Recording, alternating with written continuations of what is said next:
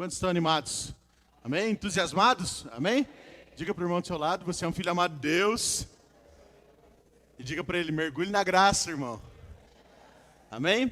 Como eu te falei, na semana passada nós estamos estudando sobre isso. Sobre nós entendermos o que é a graça e nós nos aprofundarmos nisso. Amém? Muitas vezes quando nós falamos de mergulhar na graça ou quando nós falamos da graça, você vai ouvir muitas pessoas falando em nós estarmos ensinando alguma teologia, alguma coisa específica. Não, é uma forma que eles têm de crer. E a graça é uma forma que eles creem, então é uma teologia deles. Mas perceba, eu quero que você entenda algo, que a palavra fala que a graça é o próprio Cristo. Amém? Então, quando nós falamos de mergulhar na graça, não é que nós temos uma nova teologia, uma nova forma de crer, no sentido de que, não, existem crenças assim, crenças assado, e aí a nossa igreja segue nessa linha. Não, nós cremos que nós precisamos crer em Cristo e mergulhar em conhecer a Cristo. Amém? Então, quando eu brinco com você, para você se apinchar na graça, né? Quando eu falo para você mergulhar na graça, é para você justamente se aprofundar em Cristo. Amém? Se apaixonar e mergulhar em conhecer a Cristo. Amém? Porque isso é nós nos aprofundarmos na graça. Amém? Se você abrir comigo em João 1:17, porque a lei foi dada por intermédio de Moisés. Então, quero que você entenda isso. A Bíblia fala que Moisés, ele subiu até o monte, o Senhor falou com ele, escreveu nas pedras de tábua, lá nas tábuas de pedra, escreveu os mandamentos e entregou para Moisés, e Moisés trouxe para o povo naquela época se relacionar com Deus por meio disso. Amém? E aí, continuando o versículo, a graça e a verdade vieram por meio de Jesus Cristo. Amém? Então, a Bíblia está dizendo que, no primeiro momento, quando o relacionamento com Deus era através de cumprirmos a lei, e nem era no nosso tempo, na nossa dispensação, né? Ninguém aqui viveu no tempo de Moisés. Isso acontecia, né? Um relacionamento do Senhor com o homem através de uma lei que foi escrita numa tábua e entregue para o povo. Mas agora a Bíblia está dizendo que Jesus veio e com ele veio a graça e a verdade. Amém? Então diga para o irmão do seu lado, Jesus é a graça e é a verdade. Amém? Então entenda isso, nós não estamos pregando uma doutrina ou uma teologia, nós estamos nos baseando de que Jesus é essa graça, e quando a Bíblia fala que Jesus é a graça e a verdade, é nisso que nós queremos nos aprofundar. Amém? Nós vamos hoje estudar um pouco sobre 2 Coríntios 3:18 e o contexto todo ali, mas 2 Coríntios 3:18 diz que quando nós contemplamos a Cristo, é que nós somos transformados à sua imagem e semelhança. Quando você se aprofunda em Cristo, quando você mergulha na graça, isso faz com que você se torne cada vez mais parecido com Ele. Amém? Então, por isso que nós cremos que a melhor coisa que você como cristão, eu como cristão, temos para fazer é nos aprofundar em Cristo, é mergulhar na graça. Não como uma doutrina ou uma teologia, não, nós estamos falando que a palavra fala a respeito de Cristo. Ele é a própria graça. Então, quando eu falo que estou pregando sobre a graça, ensinando sobre a graça, para você mergulhar na graça, perceba isso, nós estamos falando de Cristo. Nada mais, nada menos do que você olhar para Cristo e se aprofundar nele. Conhecer tudo aquilo que Cristo fez ao seu respeito e fez por você ali na cruz. Amém? Então, isso que é o poderoso. Então, é através dessa mensagem de graça, através da mensagem que é Cristo, é que a nossa fé aumenta, que a fé é gerada em nossos corações. E o intuito de você olhar para Cristo, mergulhar em Cristo, é que você saia daqui, ou quando você ouvir pela internet, ou quando alguém ouvir pela internet, ele saia dali com um ânimo, né? Com uma nova esperança, entendendo que, puxa, há uma esperança para mim, porque Cristo me deu essa esperança ali na cruz. Então, quando nós falamos de graça, nós estamos falando de Cristo, e é Cristo que faz com que essa fé seja gerada em minha vida e na sua. Amém? A Bíblia fala sobre isso. Se você olhar, por exemplo, a história de Paulo, quando em Atos, se você quiser abrir comigo, Atos 14, do versículo 8 ao 10,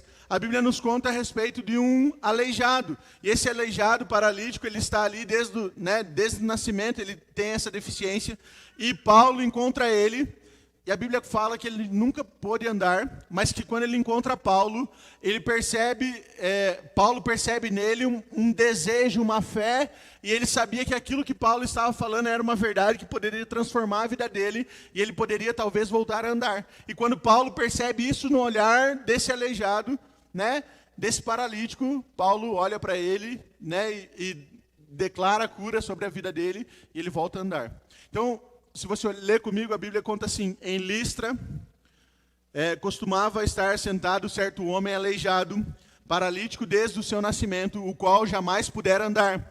E esse homem ouviu falar Paulo, que fixando nele os olhos e vendo que possuía fé para ser curado, disse-lhe em alta voz: apruma-te direito sobre os pés. E ele saltou e andava.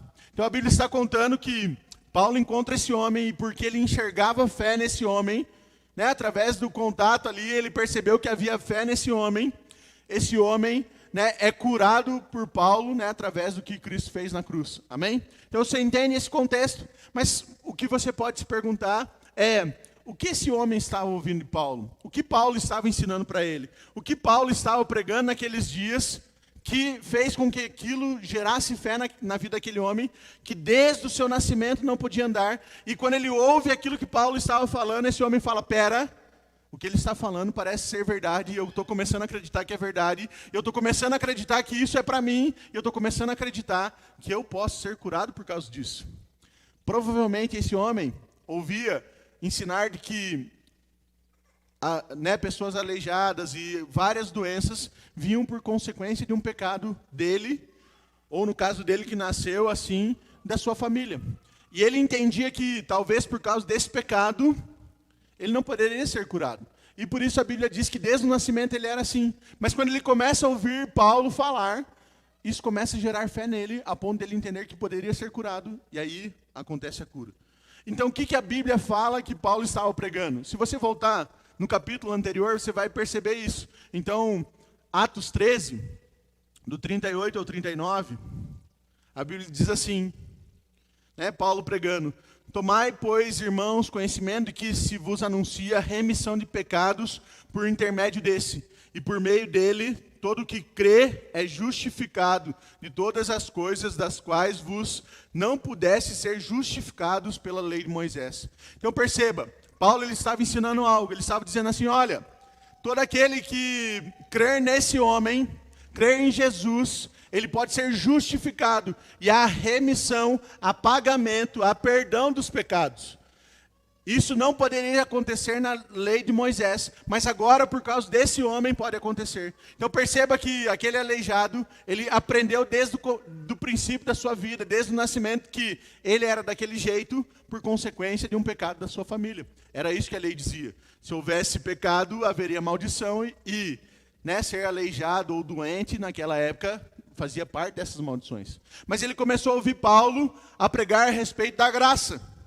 Qual graça? Cristo, né? Porque ele é a verdade e ele é a graça. E a Bíblia fala que quando ele começa a olhar para aquilo que Paulo estava ensinando, a perceber aquilo que Paulo está ensinando, a meditar naquilo que Paulo estava ensinando, ele fala: pera, ele está dizendo que eu fui perdoado dos pecados por causa desse homem. Ele está dizendo que há uma remissão, há um pagamento por esse pecado. Então, se há o pagamento pelo pecado, eu não preciso mais viver desse jeito e eu posso ser curado. E ele começa a crer que ele pode ser curado. E aí Paulo cura a vida daquele homem por causa de Cristo. Amém? Perceba algo.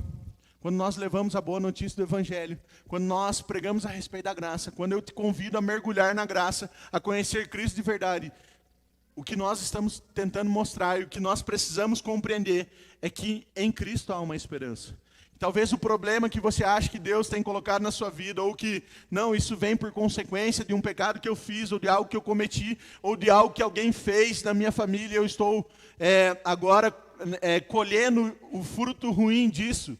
A Bíblia fala que não é assim que funciona, que Cristo já te perdoou, que Ele já pagou pelos seus pecados, que há uma esperança de mudança para você. Amém? E por isso eu creio que no final do culto nós vamos orar. E talvez uma doença que você está sentindo, um problema financeiro ou qualquer dificuldade que você está enfrentando, eu creio que o Senhor vai transformar isso, amém? Porque essa é a verdade. E em vez de nós pedirmos algo, nós só vamos agradecer pelo milagre. Por quê? Porque a Bíblia fala que Cristo já conquistou isso na sua vida, amém? Essa é a boa esperança, essa é a verdade ao nosso respeito, essa é a boa notícia que Cristo tem para nós. Da mesma forma, quando aquele homem ouvia essa boa notícia de Paulo, isso gerou fé na vida dele. E eu tenho convicção que até o final do culto vai gerar fé na sua vida para haver transformação também. Amém? Essa é a verdade. Cristo é a verdade. Ele é a graça sobre a nossa vida. Amém? E é interessante que Romanos, abra comigo, a Bíblia diz que a fé vem pela pregação e a pregação, pela palavra de Deus. Então Romanos diz assim, e assim a fé vem pela pregação, e a pregação pela palavra de Cristo. Então perceba que quando nós ouvimos a palavra, quando nós meditamos na palavra, quando nós somos ministrados, quando você ouve alguém falando da palavra, isso vai gerando fé na sua vida. Então por várias vezes a Bíblia nos conta isso. Por várias vezes a Bíblia fala assim, olha, quando você ouve a Cristo, quando você medita em Cristo, quando você experimenta de Cristo, isso vai transformando. Amém? Justamente aquilo que diz em 2 Coríntios 3,18. Quando nós contemplamos, quando nós olhamos para a beleza de Cristo, isso nos transforma cada vez mais parecidos com Ele. Amém? E é interessante que, muitas vezes, as pessoas ainda preferem se relacionar com Deus, nos dias atuais, baseado na velha aliança, na lei. Baseado naquilo que era o que o Senhor tinha de relacionamento quando Moisés estava. Mas a Bíblia fala que o Senhor veio, Jesus veio como essa verdade, como essa graça, para que hoje nós pudéssemos ter relacionamento com Ele, baseado na nova aliança. Baseado naquela aliança com aquelas cláusulas que nós lemos no culto passado. E aí, o problema é que, nos dias de hoje, muitas pessoas tentam ainda se relacionar da forma antiga. E aí isso vai gerar problemas espirituais na vida da pessoa. Por quê? Porque se ela ainda acha que é baseado no que ela faz ou no que ela merece, infelizmente, todos nós vamos errar dia ou outro, ou talvez todos os dias. E aí o que nós vamos pensar é que eu errei, então eu preciso ter consequências ruins na minha vida. E aí o grande problema é que muitos cristãos vivem assim. Não, eu aceitei a Cristo, mas assim, eu estou ainda num conflito. Eu aceitei a Cristo, mas ainda eu não sei se eu vou para o céu. E aí talvez você vai ver muitos cristãos em dúvida e correndo atrás de ir para o céu, em ter vida eterna. Talvez você já deve ter ouvido a respeito do anjo que tem a borracha no céu, que ele escreve o seu nome no livro da vida, quando você peca, ele vai lá e apaga. Quantos já ouviram? Já ouviram isso? Não, não existe esse anjo, irmão. Talvez você já ouviu, porque é essa impressão que eu tenho às vezes, quando a pessoa acha que ora tem salvação, ora não tem, ora não tem. A Bíblia diz que quando nós cremos em Cristo, confessamos Ele como Senhor e Salvador da nossa vida, isso nos dá a condição para nós termos a vida eterna. E aí, muitas vezes, as pessoas se confundem achando que reinar com Cristo, que é que nós falamos alguns cultos passados, tem a ver com a salvação, é a mesma coisa. Por quê? Porque daí a pessoa pensa, não, se eu não fizer a minha parte, eu não vou ter isso. Mas na verdade, a Bíblia diz para você descansar de que a vida eterna, a partir do momento que você aceitou a Cristo, você vai ter essa vida eterna. Para você perceber o que eu quero dizer com isso, e para você entender que quando nós pregamos uma boa notícia, as pessoas não vão reagir fazendo coisas ruins, eu quero te contar uma história. Então imagina, deixa eu pensar alguém aqui. Felipe, acabou de fazer 18 anos e decidiu comprar um carro. E aí, como todo jovem, que planeja bem a sua vida, ele compra o carro em 72 vezes de R$800 e ele ganha o salário mínimo. Talvez você conheça muitas pessoas que fizeram isso e talvez você, quando comprou seu primeiro carro, faz isso. E aí, lógico, ele está contente e ele só vai lembrar que não é só o carro que precisa ter gasolina, precisa pagar o conserto do carro e todas essas coisas. Mas o Felipe está feliz da vida com a sua parcela de R$800 por mês, ganhando 900 no mês e 72 meses para pagar. E aí, na primeira curva que ele vai fazer, porque você já viu o Felipe de verdade dirigindo, não é muito bom, Então, não, brincadeira, Felipe. Mas, digamos que ele não seja um bom motorista. Como todo jovem que tira a carteira, não é um bom motorista, ele ainda está aprendendo. E aí ele faz a primeira curva e ele acerta o muro. E ele acerta o muro lá da casa do Melks.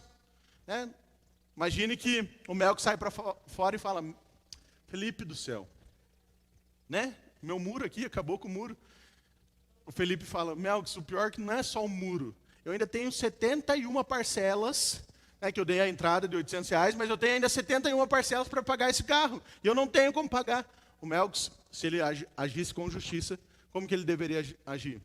Puxa, Felipe, né, triste a sua história, né, você não pensou muito bem na hora de comprar, mas não fui eu que fiz a curva, não sou eu que estou aprendendo a dirigir, o meu muro estava bem quieto aqui e você que achou ele. Então você vai ter que, né, pagar. E aí o Felipe fala assim, não, mas veja bem, é que o outro lá não deu sinal e eu, né, me fechou. O Melks vai falar, puxa, tudo bem, mas quem acertou o meu muro foi você e você vai precisar pagar esse muro. Sim, ele tem esse direito de fazer isso? O Melks poderia cobrar o Felipe assim? Sim, isso seria a justiça. Sim, amém? Todos concordam comigo que ele está no direito de cobrar o Felipe? Depois você conversa com ele. Não, brincadeira. E aí, né, isso é justiça, para você entender o que é justiça. O Melks, ele poderia agir com misericórdia. O que seria o Melks nesse contexto agindo com misericórdia? Ele vai falar o seguinte, Felipe, puxa, a sua história é muito triste mesmo, né? Você não pensou muito bem na hora de comprar, eu sei que você não tem dinheiro para gasolina, muito menos para arrumar esse carro. Imagina pagar as parcelas dele agora, com ele parado. Então vamos fazer o seguinte, eu vou arrumar o meu muro e você, né, se vira aí, cuida da sua vida, arruma o carro, aprende a dirigir de novo, né, e faz o que tem que ser feito. E o Melks estaria sendo misericordioso. Por quê? Porque o Felipe deveria pagar o que ele fez de errado no muro. Sim? Concordam comigo que ele deveria pagar? Sim ou não? Viu, Felipe? Você está lascado. Se algum dia, já era.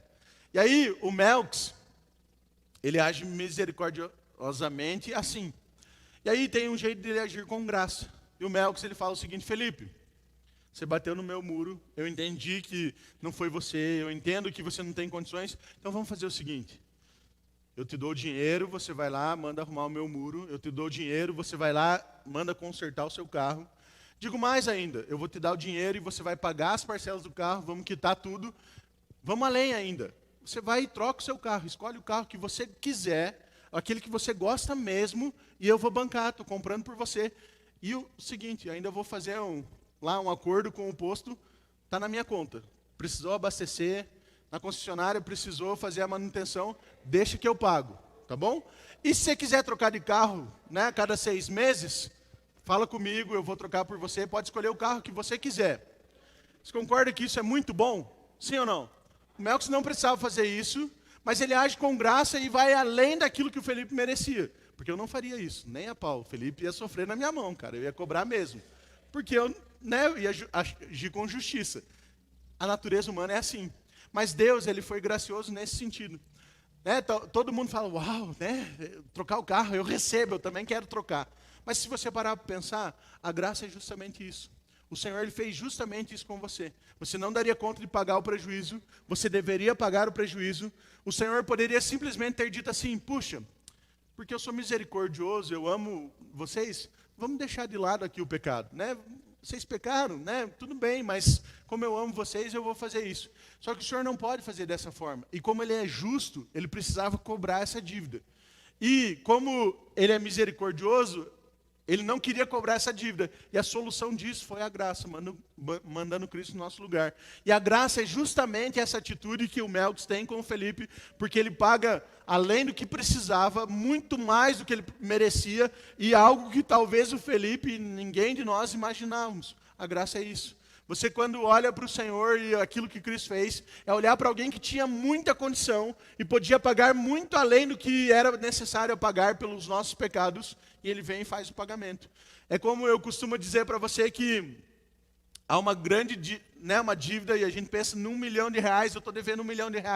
Talvez você nunca imaginou isso, talvez poucos de nós imaginávamos uma dívida desse tamanho, mas alguém vem e paga e fala assim, estou depositando aqui R$1 bilhão para resolver essa dívida. É muito além daquilo que nós precisávamos, mas o Senhor faz isso por nós. Amém?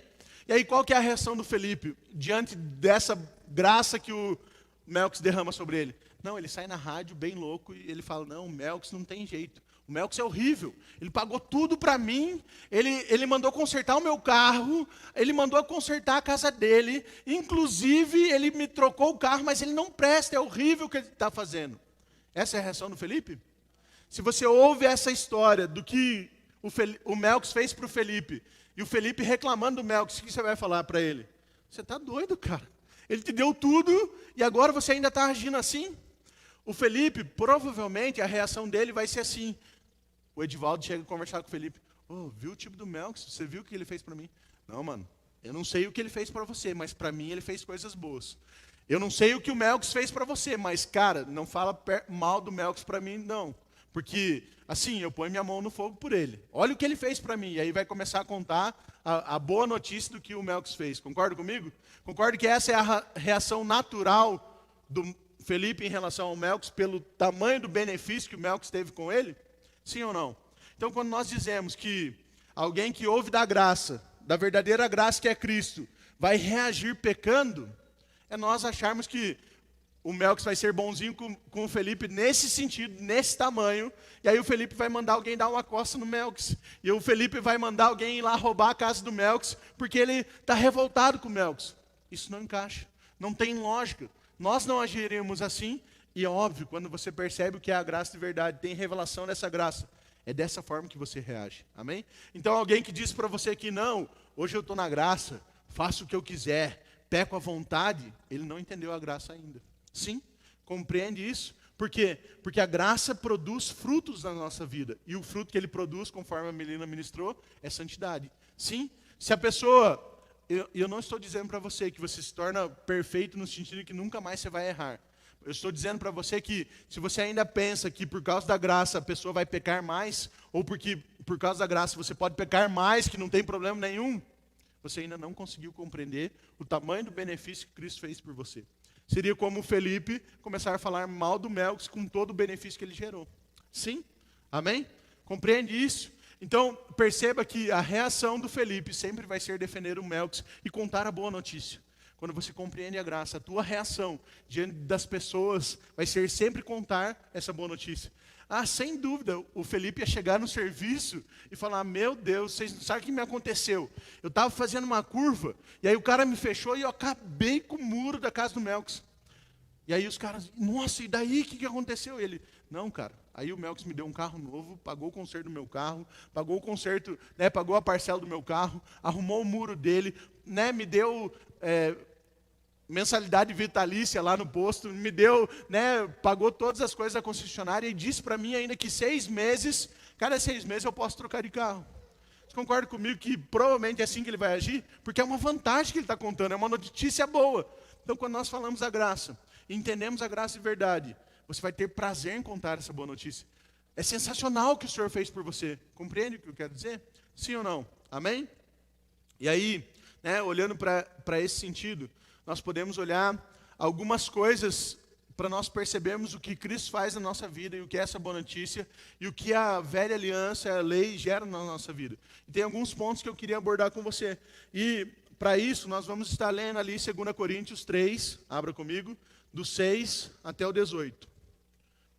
2 Coríntios 3, do 6 ao 18.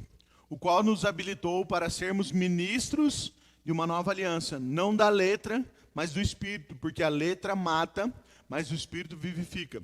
E se o ministério da morte, gravado com letras em pedras, se revestiu de glória, a ponto de os filhos de Israel não poderem fitar a face de Moisés por causa da glória do seu rosto, ainda que desvanecesse, como não será de maior glória o ministério do Espírito? Porque se o Espírito da condenação foi glória, em muito maior proporção será glorioso o ministério da justiça.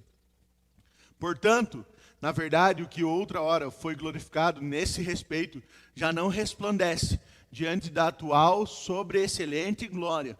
Porque se o que se desvanecia teve glória, muito mais glória é o que é permanente. Tendo, pois, tal esperança, servimos-nos da muita ousadia no falar. 13. E não somos como Moisés, que punha véu sobre a face, para que os filhos de Israel não atentassem na terminação do que se desvanecia. Mas o sentido deles se embotaram. Pois até o dia de hoje, quando fazem leitura da antiga aliança, o mesmo véu permanece, não lhes sendo revelado que em Cristo é removido.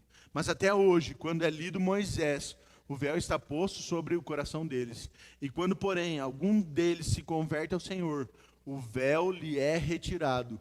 Ora, o Senhor é Espírito, e onde está o Espírito do Senhor, há aí liberdade. E todos nós, com o rosto desvendados, contemplamos como por um espelho a glória do Senhor. Somos transformados de glória em glória na sua própria imagem, como pelo Senhor, o Espírito. Amém? Se você parar para meditar, né, no que essa passagem está falando, você vai ver que há coisas poderosas a respeito do que a graça faz na nossa vida. E qual graça que eu estou falando? De Cristo. A Bíblia está falando aqui de algo poderoso que Cristo faz na sua vida. Eu queria compartilhar com você algo a respeito disso. Então, se você olhar, né, para essa passagem, no versículo do 6, a Bíblia está dizendo assim: o qual nos habilitou sermos ministros de uma nova aliança, não da letra, mas do Espírito, porque a letra mata, mas o Espírito vivifica. Então, a primeira coisa que nós percebemos entre essas duas formas de se relacionar com Deus, uma baseada em Cristo e outra baseada na lei de Moisés, a Bíblia fala que a velha aliança é uma nota promissória, é uma letra. Essa palavra letra ali pode ser escrita, mas se você olhar no original e for entender, tem a ver com letra de câmbio, uma nota promissória, uma dívida em que vai haver um pagamento. Talvez você já deve ter ouvido falar a respeito de letra de câmbio. Então, você está devendo algo para alguém, você, né, assina ali uma nota promissória, e aquilo significa que você tem uma dívida com essa pessoa. A nova aliança, a Bíblia está falando que traz paz, né, que traz vida, né, que faz com que você seja vivificado. Então, hoje, o Senhor nos chama para ser ministros dessa verdade. Amém? Mas Ele está nos contando que a velha aliança, a lei, a letra, faz com que, né, gere morte. É uma nota promissória. Então, por isso que muitas vezes, quando você ouve alguém pregar a respeito da lei, o que isso gera na sua vida é condenação. Por quê? Porque você está ouvindo a respeito da dívida que você tem para pagar, de algo que você não deu conta de alcançar. Se eu chegasse aqui e pregasse para você os 10 mandamentos, ou as 10 coisas que você não deveria fazer, isso só geraria peso na sua vida. Por quê? Porque você não vai dar conta de cumprir. Hora ou outra você vai falhar nisso. Hora ou outra você não vai dar conta de cumprir tudo aquilo que eu vou estar falando. E isso vai gerar em você condenação. E condenação gera morte nas nossas vidas. Condenação te paralisa, você não tem desejo de andar. Por quê? Porque você fala, eu não sou bom o suficiente. Eu não sou capaz de fazer isso, porque eu não dou conta de cumprir. Mas a Bíblia está falando que essa nova aliança, ela traz paz. Então, quando nós pregamos a lei, é nós pregarmos que as pessoas ainda possuem dívida com Deus, dentro do acordo que eles fizeram, da lei. E aí, isso significa que nós não pregamos mais o Velho Testamento hoje, por causa que a lei está no Velho Testamento. Não, não é isso que eu estou dizendo. Mas eu quero dizer para você que quando nós olhamos para o Velho Testamento, nós devemos olhar com a perspectiva correta. E olhar com a perspectiva de Cristo, olhando para, né, como a nossa lente de leitura. Então, por exemplo, quando eu fosse pregar Deuteronômio 28, que falam das bênçãos do Senhor e das maldições do Senhor. Se você abrir Deuteronômio 28, você vai ver que tem muito mais maldição do que bênção. E aí, se nós pregássemos só baseado nisso, a Bíblia está dizendo, se você for bom, tem as bênçãos, se você for mal, pecador, tem as maldições. E se você olhasse só para isso, o que isso geraria no seu coração? Eu estou perdido, né? Não vai dar certo para mim, só tem maldição na minha vida, por quê? Porque eu sou pecador. Mas quando nós colocamos Cristo na história, a Bíblia fala que Ele foi perfeito e Ele cumpriu tudo. E a aliança que Ele teve com o Senhor foi perfeita e nós somos incluídos nessa aliança. Então, quando você olha para Deuteronômio, você percebe que maldição não recai sobre a sua vida, porque o relacionamento é baseado em Cristo. Então, se Cristo não falhou, não tem maldição sobre a vida dele. Se eu estou incluído nele, não tem maldição sobre a minha vida também. Mas e as bênçãos, pastor? As bênçãos para você, por quê? Porque a Bíblia diz que se você cumprisse todo o mandamento, haveria bênção sobre a sua vida. Cristo cumpriu todo o mandamento, a bênção para ele. E se você está em Cristo, a bênção para você. Amém? E aí você começa a olhar para o Velho Testamento da forma correta. Você começa a perceber que mesmo que a Bíblia fale que haveria consequências, quando Cristo entra na jogada, as coisas mudam por causa de Cristo. Isso é você se relacionar com o Senhor. Isso sempre vai trazer esperança para você. A Bíblia diz que se nós guardássemos os seus mandamentos, as coisas dariam certo para nós. Sim ou não? Mas quantos sabem todos os mandamentos de cor? Eu não sei, eu vou baixar a mão. Por quê? Porque nós não sabemos, mas a Bíblia diz que o Senhor imprime isso no nosso coração por causa de Cristo. Então, se o Senhor imprime isso no nosso coração, significa que nós sabemos os mandamentos dele. E isso significa que nós temos essas bênçãos sobre as nossas vidas. Amém? Isso significa que você nunca mais vai ler a Bíblia, porque agora está impresso, agora está tranquilo. Não, você não lê a Bíblia para conhecer os mandamentos do Senhor, você lê a Bíblia para que você olhe para Cristo. Para que você olhe para aquilo que Cristo fez, e isso gere fé na sua vida, a ponto de você acreditar que o Senhor transformou a sua vida. Amém? Quando nós lemos a palavra, é para que nós possamos olhar para uma boa notícia daquilo que o Senhor fez. É como se o Melquisedeque tivesse decidido escrever um livro, e tudo no livro apontava para o benefício que ele gerou na vida do Felipe. Para que o Felipe, todas as vezes que lesse, mesmo que não estivesse perto do Melquisedeque, ele falasse, uau, olha, eu não lembrava desse detalhe. Ele também pagou todos os concertos. Uau, eu não lembrava disso aqui, ele pagou também toda a gasolina. Uau, a cada 3 meses eu posso trocar de carro. Eu não lembrava disso aqui, mas eu estou vendo aqui escrito. Então perceba que quando você lê a Bíblia, é para que você possa olhar para essa boa notícia, sim ou não? Amém? Amém? Não é para que você, não, eu lembrei da minha dívida. Não, eu lembrei do que eu fiz de errado. Não, eu lembrei que vai ter prejuízo. Não, é para que traga paz, para que você perceba aquilo que Cristo fez. Essa é a boa notícia. E por isso que a Bíblia fala que isso traz vida para as nossas vidas, e não morte. Mas todas as vezes que você ficar ouvindo sobre, não faça isso, não faça aquilo, não, a lei diz que você não deveria fazer isso, e se você fizer é condenação, isso vai trazer morte para a sua vida. Então essa é a grande diferença de você entender o que Cristo fez, entender o que é a graça na sua vida, e viver no velho relacionamento da lei. O segundo ponto que a Bíblia fala é que está ali no versículo 7 ao 8, diz assim: e se o ministério da morte, gravado com letras em pedras, se revestiu de glória a ponto de os filhos de Israel não poderem fitar a face de Moisés, por causa da glória do seu rosto, ainda que desvanecesse, como não será de maior glória o ministério do Espírito?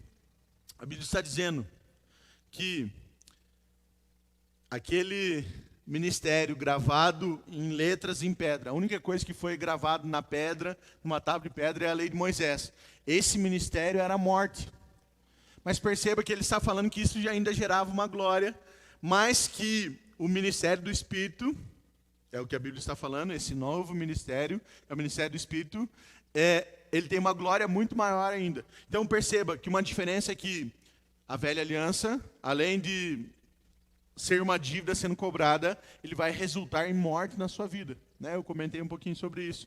E aí, o ministério do Espírito vai resultar em vida na sua vida. Amém? Vai gerar paz na sua vida. Sabe por que vai gerar paz?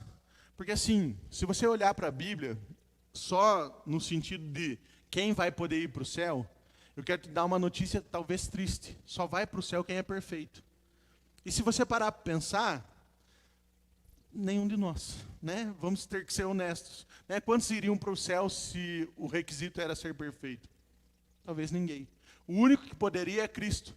E aí, por isso que se nós basearmos só no que a lei exige, isso vai gerar morte, porque eu sempre vou falar, puxa, salvação para mim não tem jeito, porque eu não sou perfeito. E talvez você vai pensar a mesma coisa que eu. E talvez você pense ainda, se o pastor não é, imagina eu então. É porque as pessoas acham que o pastor sempre é mais, ou o líder é mais, mas a gente é ruim igual. Né? Se você conviver comigo, você vai ver que talvez eu sou bem mais ruim do que você imagina, e muito mais ruim do que você é mesmo, entendeu? Só para você saber. Mas, não vamos entrar em detalhes, brincadeiras à parte, perceba que a boa notícia é que Cristo foi perfeito, e eu estou incluído nele. A Bíblia diz que eu sou um com ele, e se ele foi perfeito, eu também sou perfeito hoje. E eu só posso entrar no céu, porque o Senhor não se agrada do pecado. O Senhor não gosta do pecador no sentido dos pecados que ele comete. O Senhor não se agrada disso, e toda a ira que ele tinha foi cobrado lá na cruz. Mas porque hoje nós estamos incluídos em Cristo, nós podemos entender que nós somos perfeitos para nós termos vida eterna. Amém?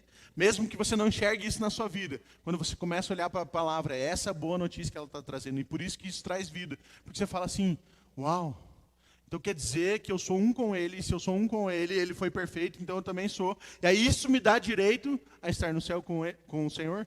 É isso que a Bíblia está falando, e por isso é uma boa notícia, por isso que traz vida. Por quê? Porque surge uma esperança para você.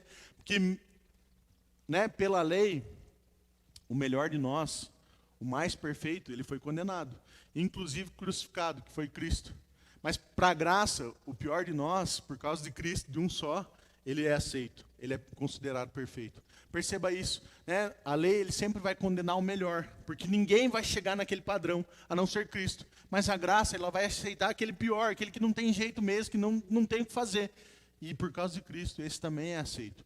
Amém? Isso que é poderoso, essa é a vida que a palavra nos traz, é essa que é a vida que essa graça nos traz. Por isso que se você mergulhar nisso, né, se aprofundar nisso, a sua vida é transformada, porque você começa a perceber que Cristo transformou por você. Amém? Diga assim, irmão, você não tinha jeito, mas Cristo deu jeito, irmão. Amém? Resumindo, é isso. Né? Por quê? Porque Cristo é perfeito, nós não somos. E justamente porque não somos e reconhecemos que não somos, é que nós entendemos que precisava de alguém para nos representar. Senão não daríamos conta. Sim? Amém? E aí, o quarto ponto está no versículo 9. A Bíblia diz assim: porque se o ministério de condenação foi glória, muito maior proporção será glorioso o ministério da justiça. Então perceba que a condenação, a velha aliança traz condenação, mas essa nova aliança traz justiça sobre a nossa vida. Justiça em que sentido? Você começa a perceber isso. Eu não era bom o suficiente, não tinha condições, eu não sou santo, né? Eu não sou perfeito, não tem como, para mim não vai dar. E aí Cristo vem e fala, não, deu para mim, eu resolvi. E agora porque eu resolvi, você está dentro. Porque eu entrei, você vem comigo. É isso que a Bíblia está falando. Então essa justificação vem por causa de Cristo. Você só é bom o suficiente para ter vida eterna, para ter salvação, por causa de Cristo. Não é porque você fez alguma coisa, irmão, não é porque você faz alguma coisa, não é por isso. É simplesmente porque o Senhor decidiu derramar de graça sobre a sua vida. E por isso que a Bíblia fala que é um presente. Na história do Melquisedeque e do Felipe ainda. O Felipe não tinha o que fazer, o salário mínimo não dava conta, mas o Melquisedeque decide dar isso de presente. O Felipe nem merecia, o Felipe fez errado, ele bateu e não tem o que fazer. A culpa é dele. Mas o Melquisedeque resolve assumir e ainda ser bondoso com o Felipe nesse sentido. É isso que o Senhor fez. Ele decidiu olhar para você e falar assim, olha, realmente, para você não tinha jeito, mas eu entendo que quero que dê jeito e eu vou assumir a bronca por você. Amém? É isso que o Senhor está falando, quando Ele diz que nós somos justificados por Ele. Né? Esse ministério de justiça tem a ver com Cristo assumindo as coisas por nós. Tem a ver com o Senhor resolvendo por nós. Sabe? Talvez esse seja o grande teste que nós vamos ter quando nós falamos em relacionamento com Deus. Sabe? Talvez quando você olha para aquilo que Cristo fez ou talvez para as circunstâncias do seu dia a dia. Se a sua preocupação é qual vai ser as consequências, o que vai acontecer comigo, talvez você ainda, né, você tenha ouvido de graça, mas ainda não tem se aprofundado nisso. Por isso que eu estou te convidando a mergulhar nisso. É por isso que eu estou te convidando a pedir insistentemente essa revelação do que é a graça de Deus. Por quê? Porque mesmo em momentos difíceis, qual que deveria ser a sua reação? O Senhor vai derramar do seu amor sobre a minha vida, já derramou e eu vou ver isso acontecendo até nesse momento difícil. Sabe? Talvez o Felipe, quando bateu o carro ali, né, naquele exemplo, ele fica, ai meu Deus, e agora? Será que o Melquisedeque vai me matar? O que ele vai fazer comigo? E Jesus amado, eu não tenho como pagar, e agora o que vai ser? Por quê? Porque ele ainda pensa que ele tem que pagar pelo aquilo que ele fez. Na verdade, mesmo quando nós falhamos, o seu pensamento deve ser assim, puxa, eu errei, né? Não é legal o que eu fiz, mas o Senhor tem algo bom para a minha vida. E mesmo nesse momento difícil, eu vou ver o amor dEle. E vai haver transformação na minha vida, e eu vou começar a experimentar do amor dEle através, talvez, desse erro. Talvez o Felipe não fez de propósito, né? Porque às vezes ele não bateu o carro ali de propósito. E o desespero dele é, meu Deus, isso deve ser consequência de algum pecado. Acho que é porque eu não fui na célula quinta-feira, né? Só fazendo um parênteses, né? E aí, sem cobrar, irmãos, eu não estou cobrando ele, imagina, eu jamais faria isso. Eu faço pessoalmente mesmo. E, né, ele falou, não, eu não fui na cela, foi isso, por isso que eu bati o carro. Normalmente é isso que acontece conosco. Sempre quando algo ruim acontece nas nossas vidas, o pensamento que vem é, puxa, eu fiz alguma coisa que merecia isso. Mas não, quando você entende a graça, a tua reação vai ser assim, eu não tenho culpa disso, o acidente acontece, né? Mas eu creio que é uma oportunidade do Senhor me abençoar, e eu não sei como o Senhor vai fazer, não sei se o Melks vai pagar, se vai aparecer um anjo e me dar o dinheiro, né? Não sei como vai ser, mas eu creio que o Senhor vai mudar alguma coisa em mim. Por quê? Porque não é culpa minha no sentido de, né, por um pecado meu. Claro, às vezes ele foi barbeiro e bateu, mas nesse contexto é como você enxerga as coisas. Como você enxerga o seu dia a dia, como você enxerga um problema ou alguma dificuldade que você está passando. Se você ainda acha que isso é por causa do seu pecado, ou de algo que você deixou de fazer, ou algo que você fez, ainda você precisa se aprofundar um pouco mais em Cristo. Por quê? Porque o Senhor fala que nós somos justificados nele. Então, nada do que você faça poderia gerar uma consequência ruim na sua vida, maldição na sua vida. Por quê? Porque Cristo já conquistou isso por você lá na cruz. Amém? E aí, pastor, mas não está indo, né, não está acontecendo na minha vida. Se afunde na graça, mergulhe na graça, né? Conheça Cristo. Por quê? Porque talvez a sua crença tenha atrapalhado a respeito daquilo que você tem vivido. A gente pode voltar no caso lá do aleijado que nós vimos no começo. A vida inteira ele acreditou que o que ele estava vivendo era por culpa de um pecado da sua família, provavelmente. Porque era isso que ele ouvia. Mas quando ele começou a ouvir a verdade que vinha de Paulo, de que não há mais consequência, né, ser deficiente não poderia ser uma consequência na vida dele por causa do pecado dos seus pais, ele falou, não, pera, então se eu não preciso ser deficiente por causa dos meus pais, pelo pecado deles, porque Cristo resolveu isso na minha vida, então eu não quero mais, e eu quero viver uma vida saudável. E aí ele começou a acreditar nisso, e isso transformou a vida dele. Amém? Então quando nós percebemos isso, né, que a velha aliança traz condenação e a nova aliança, Cristo, traz justificação. Você começa a gerar uma santa indignação diante de alguns problemas que você está vivendo e falando assim, pera, a Bíblia fala que eu não precisava passar por isso, por que eu estou passando? Eu já conquistei aqui, né? Cristo já conquistou por mim na cruz, eu creio nisso, então eu quero ver transformação nisso. E é essa indignação, provavelmente, que Paulo começou a enxergar na vida daquele aleijado. Porque ele começou a perceber que aquele homem queria mudança na vida dele, porque ele entendia que ele não precisava viver mais daquele jeito. E é isso que a graça gera nas nossas vidas. Né? Você entender que você é justificado e falar, pera, eu posso estar vivendo diferente. E eu quero viver diferente. E Cristo conquistou isso por mim, então eu vou ver as coisas mudando. Isso vai ser no seu relacionamento com o marido, com a esposa, com os filhos, né, com o seu patrão, com os seus funcionários, né, vai ser nas suas finanças, na sua saúde, qualquer área da sua vida. Por quê? Porque Cristo te tornou justo. Amém? E se Ele tornou justo, você só tem benefícios por causa disso. Amém? Os malefícios, Cristo levou tudo na cruz. Amém? E aí, o quarto ponto está lá em 2 Coríntios 3, 14.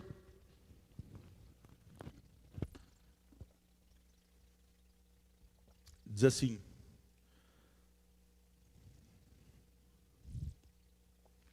mas os sentidos deles se embotaram, pois até o dia de hoje, quando fazem a leitura da antiga aliança, o mesmo véu permanece, não lhes sendo revelado que em Cristo é removido. Mas até hoje, quando é lido Moisés, o véu está posto sobre o coração deles. Quando, porém, algum deles se converte ao Senhor, o véu lhe é retirado. Ora, o Senhor é o Espírito, e onde está o Espírito do Senhor, aí há liberdade. E todos nós, com o rosto desvendados, contemplamos como por espelho a glória do Senhor. Somos transformados de glória em glória na sua própria imagem, como pelo Senhor o Espírito. Então, o quarto ponto que nós vemos é que a velha aliança é como se fosse um véu, mas a nova aliança nos faz sermos transformados. Por quê? Porque esse véu é retirado das nossas vidas. Então, perceba que a lei é como esse véu, é como se algo estivesse cobrindo você. E a Bíblia fala que eles cobriam, por quê? Porque a glória estava saindo e Moisés não queria que as pessoas percebessem que a glória de Deus que estava sobre ele estava sumindo. Mas hoje nós não precisamos disso, porque Cristo está em nós e essa glória não sai mais de nós por causa de Cristo estar em nós. Amém? E aí esse véu não precisa estar mais atrapalhando. E aí a palavra está dizendo que quando nós lemos a lei, é como se esse véu estivesse sendo colocado de novo. Mas todo aquele que aceita o Senhor, começa a olhar para Cristo, é como se esse véu sendo retirado. E através desse véu sendo retirado, nós podemos olhar para a beleza de Cristo. Amém? E quando você olha para a beleza de Cristo, a Bíblia fala que Ele te transforma na sua imagem e semelhança. De glória em glória você vai se parecendo com Ele, porque como um espelho, se você aproxima cada vez mais da imagem, né? Então eu tenho aqui um espelho e algo que eu quero refletir. Quanto mais perto eu chego, mais nítida fica a imagem de uma coisa na outra, sim? A ponto de muitas vezes você não saber se aqui é o espelho ou aqui é o espelho. Concorda comigo? Você já fez esse teste, né? Você começa a ver que, nossa, é incrível, né? Muito parecido. Ou talvez você já foi na frente do espelho, você chega lá, meu Deus, quanta imperfeição tem no meu rosto. Por quê? Quanto mais perto, mais claro e nítida fica a imagem. Talvez você já fez isso, né? Mas o que eu quero dizer com isso? Que quanto mais próximo, mais você vai parecer com Ele, mais semelhante a Ele. E a Bíblia está dizendo que isso vem sem um esforço, mas sim através de uma contemplação. Talvez, né, para você entender o que o Senhor quer gerar na sua vida, perceba o seguinte, né? Talvez algum dia você já foi caminhar ali, depois do Poço BV, no lago, talvez você vê o entardecer ali, é bonito, sim ou não? Quando já passaram por ali, é legal de ver aquilo ali. E talvez você já deve ter percebido que algumas pessoas, e geralmente eu vejo fotos, a pessoa para observar aquilo ali, sim ou não? Que esforço que ele está fazendo para observar aquilo? Nenhum. Ele só está olhando a beleza do pôr do sol. E talvez você tenha essa visão na sua casa ou em algum lugar, né? Mas só para você entender o que eu quero dizer. E você está olhando e admirando aquela beleza, sim ou não? E, digamos que, né, nós estamos ali, né, naquele ambiente, olhando, e de repente acontece um acidente perto de nós. O que você vai fazer? Você está olhando, contemplando algo, e acontece um acidente, o que você vai fazer? Automaticamente você vai olhar para aquilo ali. É normalmente isso que Satanás tenta fazer conosco. Eu não preciso fazer nada olhando para Cristo, para a beleza do, né, sol se pondo, mas Satanás ele sempre tenta tirar a atenção do Senhor. Por quê? Porque qualquer acidente que aconteça, qualquer coisa em volta, vai tirar a minha atenção do que é o negócio belo para olhar para outras coisas, sim ou não?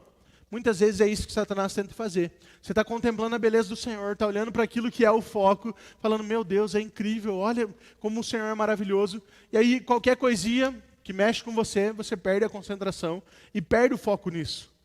Mas se você quiser, você pode focar só naquilo que o Senhor tem para você e contemplar a beleza dele, e isso vai te transformar. Amém? É interessante que, né, a Bíblia fala de véu e né, nesse sentido. E é interessante que, por exemplo, na história de Abraão e Ló, o Senhor ele só conta a promessa para Abraão depois que Ló sai de perto. Então, não sei se você lembra dessa história, mas Ló e Abraão eram parentes, e o Senhor manda Abraão sair da sua terra e ir para uma terra que o Senhor ia mostrar, e que ali ele prosperaria Abraão. E Ló decide ir junto. E os dois começam a prosperar muito, e os pastores, os funcionários desses dois, começam a brigar pelo território. E aí o Senhor fala, e aí Abraão conversando com Ló, decidem se separar. E aí Abraão fala o seguinte, olha Ló, fica à vontade, se você decidir virar para cá e ir nessa direção, eu viro para o outro lado e vou na outra, para que a gente não brigue, nós somos parentes, o Senhor está nos abençoando, então cada um vai para o seu lado e deixa acontecer. E aí o que Ló faz? Ele olha e vê um campo bonito, um lugar bom para ir, ele decide ir naquela direção.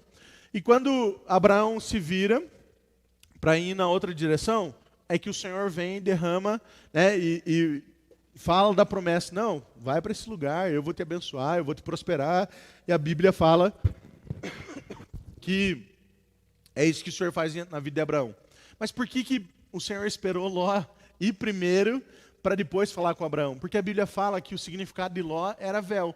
Então perceba que sempre que é retirado o véu, o Senhor vem e demonstra a bênção sobre a nossa vida. Sempre quando nós olhamos para Cristo, enxergamos aquilo que Cristo é nas nossas vidas, nós enxergamos as coisas boas do Senhor.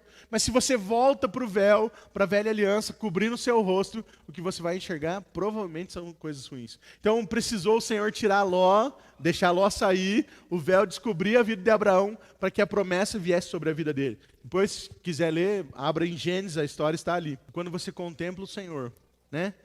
A única coisa que você precisa fazer é se disciplinar para não perder o foco daquilo que você está contemplando. Sabe, você olhar para a beleza do Senhor e decidir que não, eu vou caminhar só nisso. Eu só vou me aprofundar nisso. Eu quero cada vez mais olhar para isso. Nada vai me distrair. Não tem nada que vai me fazer tirar meu foco de contemplar o Senhor. E quando você começa a fazer isso, você vai começar ver que as outras coisas são transformadas. Puxa, pastor, mas está difícil, minha família. Né? Puxa, pastor, está difícil aqui, né, o meu trabalho, as minhas finanças. Puxa, né, eu estou com um problema assado. Assim, para de olhar para isso. Né? Para de se distrair com isso. Contempla aquilo que a Bíblia está falando que você deve contemplar. Você vai ver que as coisas começam a ser transformadas. Amém? Por quê? Porque você está olhando para aquilo que a Bíblia fala para você olhar. E aí, mais 2 pontos que eu queria compartilhar, rapidinho. A primeira coisa é que em Ageu 2, do 11 ao 13, a Bíblia diz o seguinte: assim diz o Senhor dos Exércitos, pergunta agora ao sacerdote a respeito da lei. Se alguém leva carne santa na orla da sua veste, e ela vier a tocar no pão, ou no cozinhado, ou no vinho, no azeite, ou qualquer outro mantimento, ficará isso santificado? Responderam os sacerdotes, não. Então perguntou Ageu, se alguém que se tinha tornado impuro pelo contato com o corpo morto, tocar em alguma dessas coisas, ficará ela imunda? Responderam os sacerdotes, ficará imunda. A Bíblia nos conta que a diferença da lei com Cristo, da lei com a graça, é que no velho relacionamento, tudo que você tocava, que fosse impuro, te tornava impuro. Então, às vezes, alguma coisa que era santa, quando tocava no impuro, como nós vemos nesse exemplo, se tornaria impuro. Mas a Bíblia fala que houve uma mudança. E o que na lei era contagioso, que era a impureza, o pecado, agora na graça, o que se torna contagioso, agora com Cristo, o que se torna contagioso é a santidade. Perceba, por exemplo, em 1 Coríntios 7, 14, a Bíblia dizendo assim, porque o marido incrédulo é santificado no convívio da esposa, e a esposa incrédula é santificada no convívio do marido crente. Doutra sorte, os vossos filhos seriam impuros, porém agora são santos. Então, quando nós olhamos para a velha aliança, até o que era santo se tornava impuro pelo contato com o impuro. Mas agora as coisas mudaram por causa de Cristo. Aquilo que é impuro se torna santo pelo contato com o santo. Amém? Então você que talvez fosse impuro, porque teve contato com Cristo, se torna santo. E até mesmo se alguma coisa que é impura e você tiver contato com isso, vai se tornar santo também.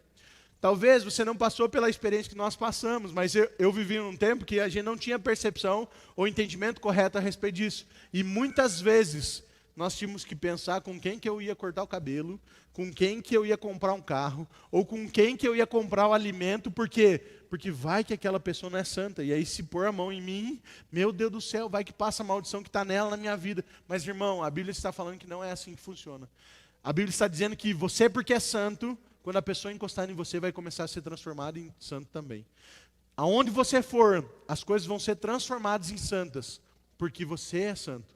Amém? Perceba isso, né? A convicção de quem você é faz com que no seu trabalho você faça a diferença. Faz com que na sua família você faça a diferença. Sabe? Até mesmo quando você vai pregar o Evangelho. Muitas vezes a gente ouviu que não deveria ir pregar o Evangelho, por exemplo, na praça, no sábado à noite, porque lá tem muita gente bebendo. E como que um cristão vai estar nesse lugar?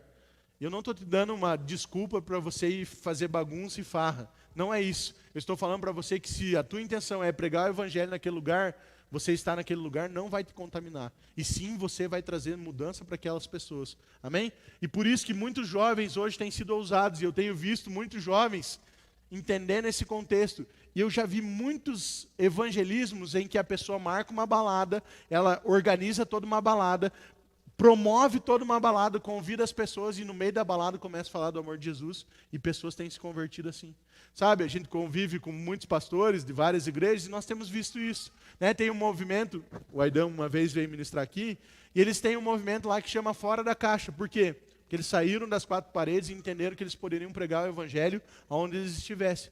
Claro, eles não vão para festa, para beber e fazer bagunça, mas eles às vezes estão nesses lugares simplesmente pregando o Evangelho e transformando vidas através disso. Por quê? Porque eles entenderam que eles são santos e eles podem transformar o lugar que eles estão. Amém? Não ao contrário. Amém? E o último ponto é que na lei, né, no velho relacionamento, o que contava era o nosso amor por Deus. Mas agora, quando nós falamos de Cristo, nós mergulhamos na graça, o que conta é o amor de Deus por nós. Amém? Diga para o irmão do seu lado, o que conta hoje, irmão, não é o quanto você ama a Deus, mas é sim o quanto Deus se ama. Diga para ele, se você entender essa verdade, muitas coisas vão mudar na sua vida. Amém? Por que disso? A Bíblia diz o seguinte, em João 13, 37 ou 38. Replicou Pedro, Senhor, por que não posso seguir-te agora? Por ti darei a própria vida. Respondeu Jesus, darás a vida por mim? Em verdade te digo que jamais cantará o galo antes que me negue 3 vezes. Lembra que eu te falei que Pedro, ele achava que, não, ele era o cara e ele faria acontecer. E o Senhor fala, não, Pedro, você também vai errar. Ele fala, não vou, não adianta. E ele fala, Pedro, você vai errar, estou te contando, fica tranquilo. O meu relacionamento com você não é pela sua perfeição ou quanto você me ama. E aí perceba que mesmo depois que Pedro erra, Pedro ainda é colocado numa posição de destaque. Eu falei para você sobre isso em alguns cultos. Por quê? Porque o Senhor convida ele para cuidar do seu bem mais precioso, que eram as suas ovelhas. E aí, né, Pedro por 3 vezes nega Jesus e Jesus por 3 vezes fala para ele, cuide das minhas ovelhas, cuide do meu bem mais precioso. Por quê? Porque quando nós entendemos Cristo e o relacionamento com Ele, não tem a ver com aquilo que nós fazemos ou com o quanto nós amamos a Deus, mas sim com o quanto Deus nos ama.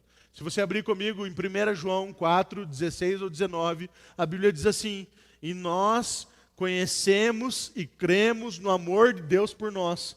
Deus é amor, e aquele que permanece no amor, permanece em Deus, e Deus nele. Nisto é em nós aperfeiçoado o amor, para que no dia do juízo mantenhamos, confiança, pois segundo Ele é, também nós somos nesse mundo. No amor não existe medo, antes o perfeito amor lança fora o medo. Ora, o medo produz tormento, logo aquele que teme não é aperfeiçoado no amor. Nós amamos porque Ele nos amou primeiro. A Bíblia está falando que nós conhecemos o amor de Deus, nós cremos no amor de Deus, nós permanecemos nesse amor, e isso faz com que Deus permaneça em nós. Que nós somos aperfeiçoados nesse amor, para que no dia do juízo nós tenhamos confiança. Ou seja, não é no meu amor por Deus, mas é sim naquilo que Deus fez por mim. A graça fala não de eu fazer algo, mas de Cristo ter feito por mim. A graça fala não de você amar a Deus acima de todas as coisas, mas sim do Senhor ter te amado e mandado Cristo no seu lugar. Perceba que o relacionamento é diferente. Sabe, diante das circunstâncias, diante da luta, perceba que não é o seu amor que define o resultado, mas é o amor de Deus por você. Amém? A Bíblia ainda termina dizendo que o perfeito amor, qual que é o perfeito amor? É o seu amor por Deus? Não, não é o meu amor por Deus. Por quê? Porque se fosse perfeito, eu não tinha errado tanto quanto eu já errei. Se fosse perfeito, você não tinha errado tanto quanto você errou. O perfeito amor que a Bíblia está falando é o amor de Deus que não tem falhas. Que é um amor incondicional, que independente do que você faça, Ele te ama. E esse é o perfeito amor. E a Bíblia diz que esse perfeito amor, ele lança fora todo medo. Sabe, muitas vezes, né, os líderes, né, conversam com alguns discípulos, não, vamos liderar, vamos se envolver, vamos fazer. Acho que não é para mim, acho que não vai dar. Sabe, está precisando se aprofundar no amor de Deus. Por quê? Porque a Bíblia diz que você pode por causa de Cristo. A Bíblia diz que o medo que você tem é lançado fora por causa de Cristo. Sabe, o perfeito amor do Senhor vai transformar a sua vida. E a Bíblia diz que nós o amamos porque Ele nos amou primeiro. Você só consegue responder o amor de Deus. Não vai partir de você, mas é o Senhor agindo através da sua vida. É o Senhor derramando esse amor que vai gerar algo em você. Sabe, se você tem dúvida ainda se o Senhor te chamou para algo, se te chamou para se envolver, puxa, se aprofunda na graça, mergulha na graça. O Senhor está te chamando para conhecer Ele de verdade. Por quê? Porque é esse amor que vai transformar a sua vida. Você vai começar a ver as coisas acontecendo na sua vida. Perceba, nada do que você faz para o Senhor é baseado em você mesmo. Tem a ver com Ele. Tem a ver com o amor dEle sobre a sua vida. E por isso que Pedro falava que quando nós lembramos daquilo que Cristo fez, isso faz com que a gente não se torne inativos e nem infrutuosos. Por quê? Porque você começa a lembrar que não tem a ver com você, mas sim com Cristo. E o Senhor está te convidando a mergulhar nessa graça, se aprofundar nesse amor, conhecer mais dEle. Por quê? que isso vai transformar o seu dia a dia. Amém? Lembre, né, que não é o seu amor, não confie no seu amor pelo Senhor, mas descanse no amor dele por você. Sabe, não tem a ver com você, tem a ver com Cristo. Perceba que, como eu te falei, a lei vai condenar o melhor de nós. A lei condenou Cristo, mas a graça perdoa o pior entre nós. Talvez a pior pessoa, você se acha a pior pessoa do mundo. Mesmo assim, a graça ainda tem uma esperança para você. Amém? Queria te convidar a se colocar de pé, para nós orarmos nesse sentido.